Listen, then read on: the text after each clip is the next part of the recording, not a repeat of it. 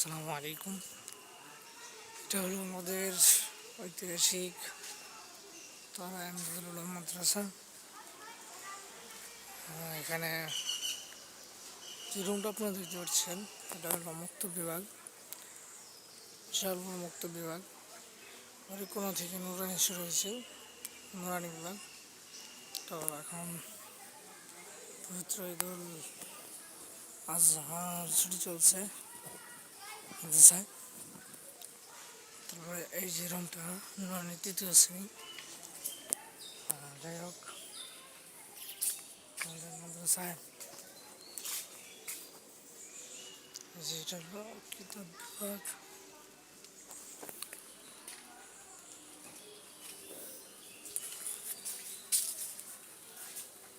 এটা হলো আপনার মিজান জামাত।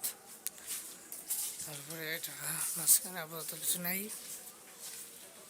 তো এটা হলো আপনার উর্দু জামাত। এটা স্টোর রুম।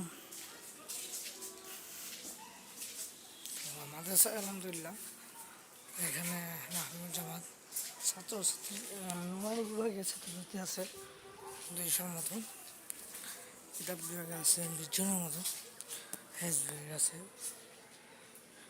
প্রায় 40 জনের মতো। এটা হলো আপনার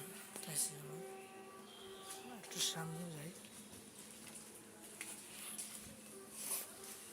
এই হলো অফিস কক্ষ।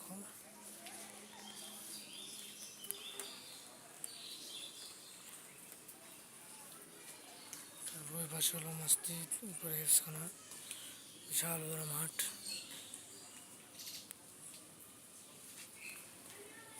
আম গাছ, লিচু গাছ, সব কাঁঠাল গাছ, কাঁঠাল ধরছে অবশ্য।